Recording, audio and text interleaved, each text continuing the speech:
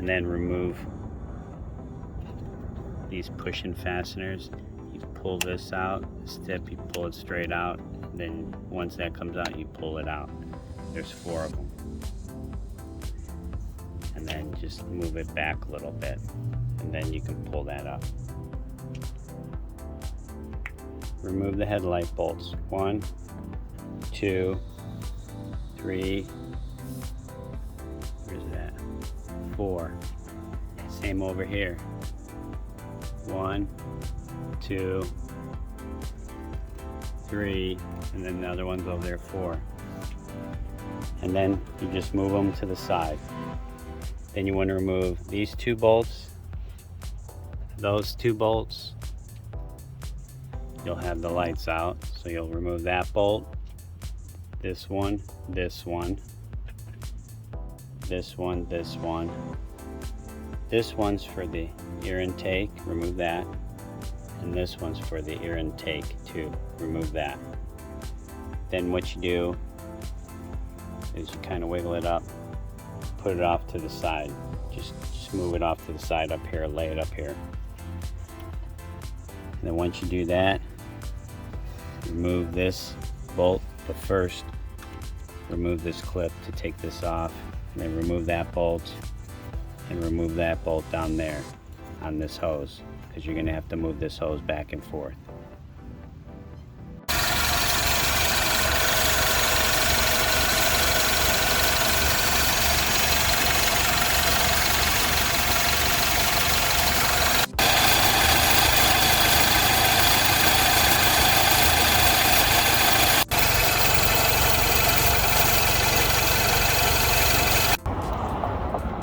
Then what you want to do is unclip this, remove this hose clamp, slide this off.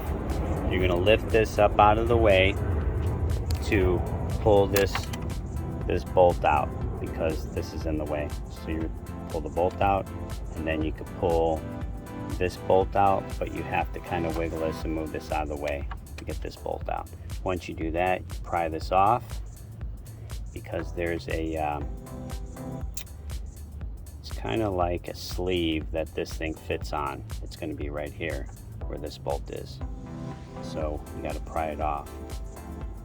If you go to take, if the original is stuck in there, just pull it out, get some vice grips and wiggle it, and then put a screwdriver here and kind of pry it off. The new one comes with the new sleeve, so I've put some anti-seize on it and then push it in. And then if you want to remove this, stick your 1.25" in there. I'm sure it's probably metric, but 1.25" works just fine. And then you got plenty of room in here to bring the tensioner back up, push the pin in, and then you can remove it. So in the same way, installing it, this pin is usually pushed in, so you don't have to worry about it. The only way to get this part in is through here. Come in through here and put it in. So where the wheel is, up here on this arm, that's got to go in first, and slide it through. It won't go in any other way.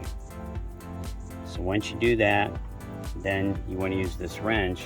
Once you put your belt on, use the wrench, and then take the slack off of this arm and then pull the pin out. This is what it looks like underneath. So if you ever, there's your belt, goes around the alternator, comes back down, goes around the AC compressor. And there's the tensioner pushing down on it. This one here, I don't know if you can see it, but this tensioner here, see that one right there where I'm pointing at? That one, all it does is it rubs on the back side of your belt, because it has tension going in, and rubs on your water pump. So if your water pump, the rubber on this is worn out, possibly your water pump, if it's starting to overheat, this rubber could be so worn off, or your belt, because as your crank spins, right there, that spins that, and then spins that. So the crank is spinning, spins your tensioner, and then spins your water pump. So that's how this thing works. Crazy gadget, but it works. So I've removed that. I don't have a video for that, but I do know that my aftermarket water pump is aluminum, where the stock one's plastic. It was plastic. So the aluminum I trust a lot better. So there you go. Hope that works for you. And in my video, here you go. So I bought this like a year ago, and the name brand is Euro. Here's the part number. Well, I never checked to see if the belt was lined up with anything. I put it all together, I see it worked, and then I put it all back. A year later, this is what it looks like. So the belt was only 3/4 of the way on. See that? On the pulley there. So when people are complaining about, oh, my belt is shredding after a month, or after whatever, a year, which your belt will look like this, and then all of a sudden your car will die, you'll be like, what the hell? Because your battery light will come on because you're not charging your battery, and then the car will just stall out. So just a good reminder, if your battery dies or a battery light comes on your dash, that could be this indication, or it could be the battery or the alternator.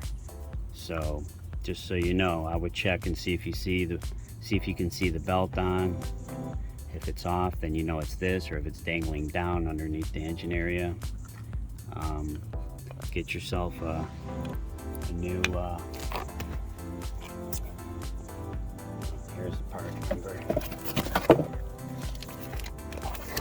So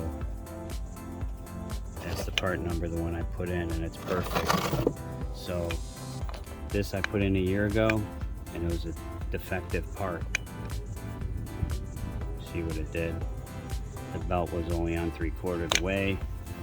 Even though the pin was lined up all in place, there's no way you could possibly move this thing once this pin is in. Not a pin, but it's like a sleeve. And then you tighten it up, and so this is a bad part. Manufacturer. I would definitely go with Daco. Made in Italy. Look at that. So Amazon special, man. 60 bucks, can't go wrong. Works like a champ, doesn't bounce like this one does, and it's way off. So hope this helps the people out there that have shredded belts, and hope that works out for you. A lot of good information. So I'll repeat this again. If your battery light comes on and the car eventually stalls, it is because possibly the belt, bad tensioner, and want to get a battery or an alternator. You should always measure 14 something volts off of the alternator to ground. If there's no voltage coming off the alternator, then it's bad.